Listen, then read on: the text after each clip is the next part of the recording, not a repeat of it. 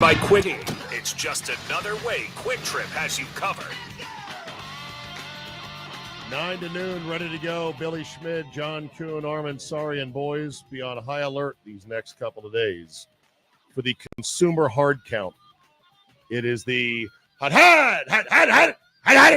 of Black Friday offerings. They're going to get you to try to jump, Josh.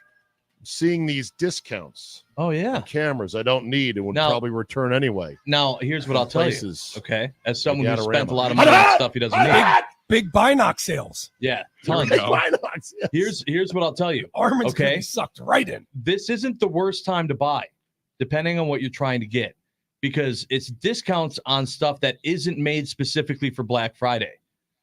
You know, like the doorbusters, a lot of that is like, you know, it's junk. It doesn't last that long because it's made to be a doorbuster, you know, deal. It's just it's the lowest price. So you're TV saying, as our consumer advocate, it's not terrible to jump now, pre-Black Friday. Depending on what you're trying to get, depending on what you're looking for. Oh, okay. So it's got to be the right item at the right price. It's like an Amazon Prime. Right. Like a lot of people, like if for some reason you still need a new TV and you're like, I'm getting a new TV this year. There's a good chance that whatever the doorbuster TV is that you're looking at, that you already looked at the ads that are dropping, you know, whenever that's going to go live, whatever day. That one is made specifically by the companies for Black Friday, like Hisense. So it's like it's a cheaper. Yeah. No, even if it's Hisense Samsung, it's like luxury. It's a cheaper. I saw a $98 TV Walmart Black Friday sale. $98 for a 48-inch flat screen. Now, granted, the brand I'd never heard of. It was like Somi with an M. So whatever. That's what I'm saying. But I could use one of those in Grammy's basement. Where did you see that at? Yeah, it sounds like actually, can you send me that link? Walmart, $98. But think about TVs. 48-inch TV. I'll be heading over to the big warehouse a little bit later today. Okay, go ahead. Kuhn, what do you got? When you talk about taking advice for spending frivolously, where does Josh stand on your advisors for spending frivolously? There we go. Is he well versed? Well, he knows things spending? about. He knows stuff about, you know, Amazon Prime, and that kind of stuff. No, you do, John. Pro Shop. Yeah, I like to spend money on things that aren't important. Okay. Now, Butchie, you get hard counted on just about everything on Amazon. You bought that stupid driveway torch that you said was. It's definitely not stupid. That thing was awesome. Buy that. Was awesome. That thing is gonna get much use. Use. I'm gonna melt snow. Mm-hmm. I'm thinking of other things that need to happen. Off your steps. I might melt ice too. I might take it out to the lake instead of getting when I go ice fishing. I might just get my hole that way. Light your own cigar. Fishing. That sounds like a plan. I don't think that's. I'm gonna melt the lake. I'll just melt it. Absolutely. That does sound like a Billy. Sounds like a guy. Billy, is there a hard count? Is there a hard count that you're susceptible to when it comes to buying stuff? Not necessarily. But I mean, my fiance buys enough stuff online for the two of us. So I mean, she's been dialed in on the Black Friday deals for the last like 3 weeks that are coming on out. Yeah, and of course, good for her. That's the one thing about the Ring doorbell, which was our Christmas gift from last year. It tells on her every single time that the delivery comes, like, oh, okay, 4 more boxes. Interesting. Sounds good. There's the notification. There's another delivery guy. You don't do anything about it today. Not a dang thing, Butchie. You don't do it. Like, you know it's the Ring doorbell might be the worst because you know it's coming. You get upset, but you still have your 15, 20-minute drive home. You're like, by the time you get home, you're not going to say anything. Yeah, like, whatever. All right, playing with it. It must be fun. Yeah. Kuhn, any hard counts that are tough ones for you? Golf trips. Whenever a golf trip has some sort of special deal or sale, or I just got lured into a stream song package down there in Florida because hey, all of a sudden your room is half the rate and your replay is free. I'm in. I'll see you in a couple of days at 36. Here we come. Timeshares. All right, Armin, hard count. Give me your hard count. I'm not really I'm not really a gadget guy at all. You know, I'm not really into gadgets and stuff like that. But when I guess if I find a deal on like, you know, shoes or some sort of gear, I want to jump on it. Like, well, this is a great deal. I don't feel like you don't spend money on stuff. No, he doesn't. He's the least consumerist of all of us. Yeah, except whether it's a trip we should look to him or an item. With one exception. Sports stuff. One exception. I experienced peak Armin last night as he texted me. Yeah. With, I can't believe Giannis is a New Balance guy. Shohei. That's so weird. Shohei, yeah. Shohei. I can't be right. I can't believe Shohei is a New Balance guy. That's so weird to me. I just responded with peak Armin. That is peak Armin right there. But he doesn't spend money on the shoes. He's not a shoe guy. He's knowledgeable. Was that on the 5Y text? Did I miss that? No, I just texted it to Zabe because I didn't. God damn you, Aria! What are you doing? What's going on? Well, I suppose I could text all of you guys that. I didn't want to just hammer you. No, you don't need to text all of us for crying out loud. Half these texts you guys send are garbage, anyways. I thought about it. The guy that never sent one. I'm like, does this warrant? That's because it's now. I don't need to respond to any of it. Yeah. I said, like, does this warrant a 5Y text? Should I text everybody? Is it? I mean, I knew Zabe would get a kick out of it. Thanks for leaving me off. I did. Yeah, I'm not gonna lie. I'm fine with you. I'm watching the commercial with Shohei and New Balance. I'm like, Shohei's a New Balance guy. Yeah, him and Kawhi talked about it a couple of times. Wow. You know, the last group text that was sent to 5Y was a picture of Dwayne Wade, Travis Diener, and Steve Novak all in Hawaii gear. I don't need to be a part of this.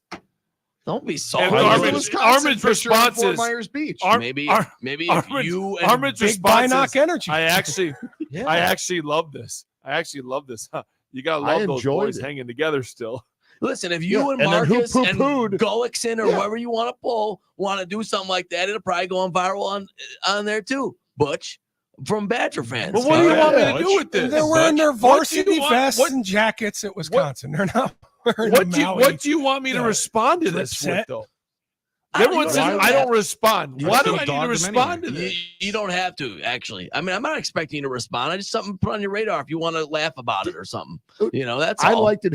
Then I got everyone gassing Kuhn up on the next show chat. That's the way a sideline reporter hustle, boys. # journalist by Armin. Gassing Kuhn up to make Kuhn feel good about himself. No, it wasn't about here. Appreciate it. Then I got John talking about the Badger game. You want me to gas you up, Butch? I'll gas you up. No, I don't need gassing. I'm just telling you, this is the 5Y trade. You wonder why I don't respond to it. You sound like you want to get gassed up.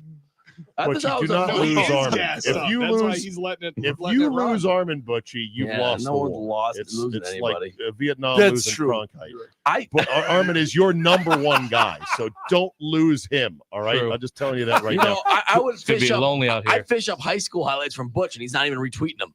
You know what I mean? I'm putting them out there for you. I retweeted them. Right, I mean, the next one, corner cheese on the. I mean, that's what the 5Y thread is. What does that mean? All right, you know what? Memo to all of us. Leave Butchie out of the 5Y. No, I'm pounding you with text now, Butch. You're out. Please, you're out, buddy. He's pounding. You're out, Butchie. They're gonna be about you too. You're out. You don't want him. Last night? I'm pounding you with them. Last night, Kuhn, we were this close. We were this close to, I thought, would have been the greatest play in football history if it had been pulled off. It was the near interception of the spike by Patrick Mahomes. Yes. That play would have been great. Yeah. That blew my mind. Is that Jalen Carter, right? How close was he, Javon Carter, from pulling that Jalen. Not really close. Closer than any Carter. We could use him as a wide receiver. And I've always wondered why more players don't do this. Those last 3 snaps of a game, right? The kneel down. I always wondered why a player didn't try and knock the ball out of dive and knock the ball out of the quarterback's hands before his knee hit the ground. I always wondered that because the offensive line's kind of taking it chill and the defensive line's kind of taking it chill. And I'm not saying you got to blow up the offensive line, but if you could dive between the center and the guard and try and knock the ball out of his hands before his knee hits the ground. I always wondered that. That was always one in my head. And then number 2, on the fake spike, the offensive line just stands. Everybody just stands there. So diving between the center's legs to try and intercept the ball was amazing. Blew my mind. I thought, what if he had pulled it off? They'd be looking at a replay for an hour to go. Did it hit the ground? Did he maintain control? Was he off sides? How'd he do that? Who would even think to do that? Right, our team's going to now have to scheme against it. Like, we got to prevent the spike pick. That's what it is. You got to throw behind, maybe, because you can't throw behind. That's a fumble, Armin. So you got it now. You got to do the spike from the gun. What amazes me is that pistol. There's still coaches and players thinking of new things in this game that we haven't thought of. You know what I mean? A strategy, and that part is exciting. Meanwhile, the brotherly shove remains the most devastating weapon I've ever seen. They run it automatically. They don't even worry about it. They run it for 3-4 yards. It's unbelievable. And they're the only team that can do it well. Nobody else is close to the Eagles, Kuhn, and I don't understand it. Well, they drive their feet. Like, they don't just push for a yard. They're driving their feet. They're all trying to push a sled for 5 yards before they fall down. That's what they're doing.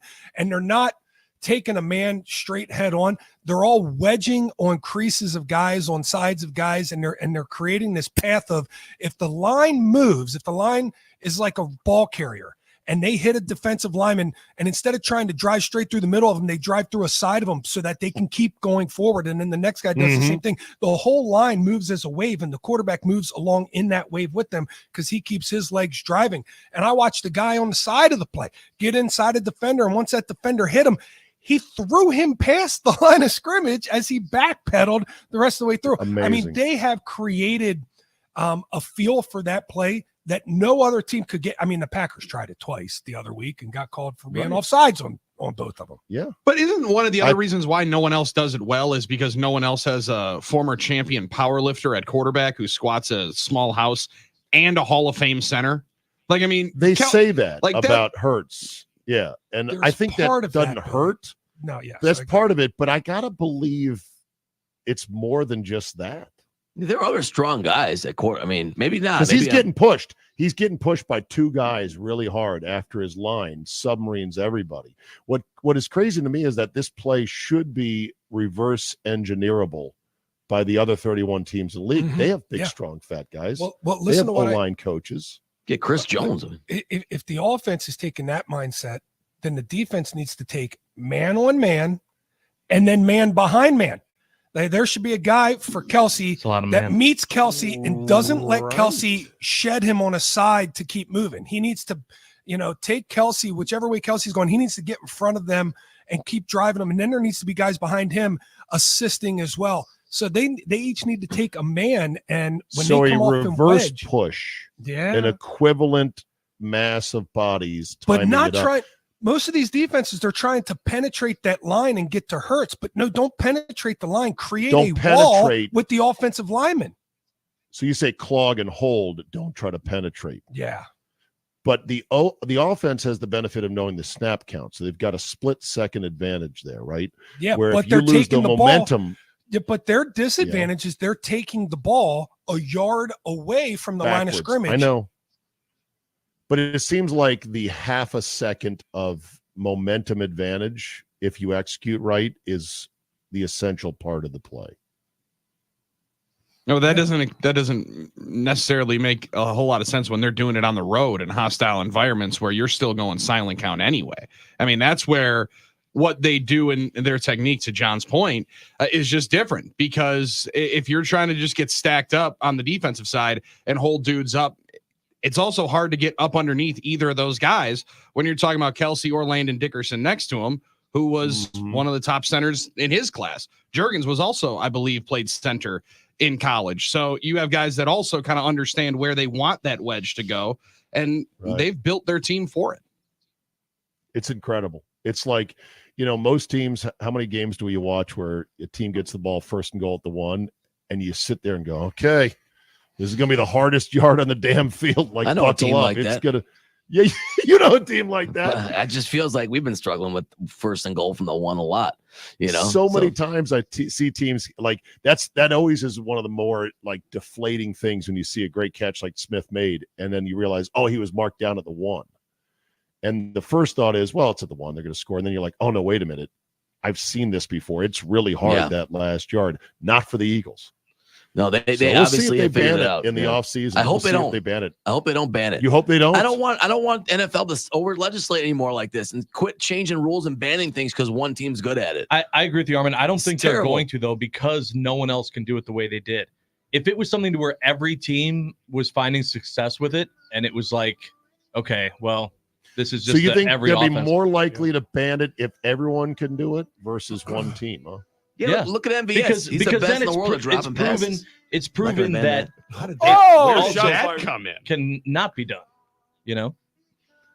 What's that? Real quick, who here hurts a bit for MVS this morning? I thought about that. I'm the only guy, and I'm the only guy on this show Yeah. Butchie and Josh are like, no. Yeah, I don't.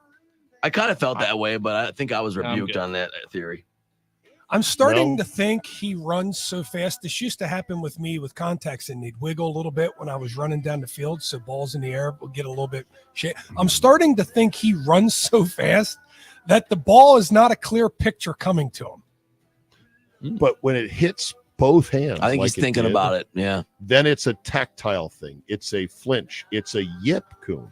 He thinks Maybe about because it. I have battled the yips in golf, I'm more sympathetic to MVS's yips. Unless But instead man, of that seeing, was like instead of seeing the ball and those little stripes on the ball and the laces spin on the ball, he just sees this brown blob flying at him at 45 miles an hour, and he's not quite sure exactly where it's going to fall. Like yeah, but he saw it good. He saw it good enough to get his hands like and that. to lean back and then course. let it hit his. Well, a lot of index. baseball players see the pitch good enough to foul ticket. That's a fair point. He's cursed with enough speed to always be open and always chase down the ball to get to the point where It he'll is drop a curse, isn't it? It really, it's He's crazy. so good at everything, but the most important thing, terrible. Why he was a 5th round pick. That's that speed. God, I'm giving you the great speed to be in this league, and then to the And it'll worst curse hands. Yeah. Right. Like Scottie Pippen's nose. You know, it's the one thing you go, man, dude. Really? I'm gonna give you everything That's else. the one thing that he's got to deal with Yeah, right that- now. Yeah, I mean, he's cursed in many ways. Yeah, wow. Yeah, the nose is what he worried is what is on his mind I every don't think day. he's worried about the nose. All right. Tag, you're it. 9 to noon is next, boys. Take it away. Butchie, Josh, great show today. Butchie, please don't burn yourself in the pool today. Okay. I absolutely am. 100%. But send So- pictures. If you want to send pictures to me of you there, I'll post them to our 5 Wide group chat. Okay, Hey guys, all right. let's make this the number one day in history for the 5 Wide group chat. All right, let's let's do it. bombard Butchie at the pool. You son of a- Bombard. All right, 9 to noon is next.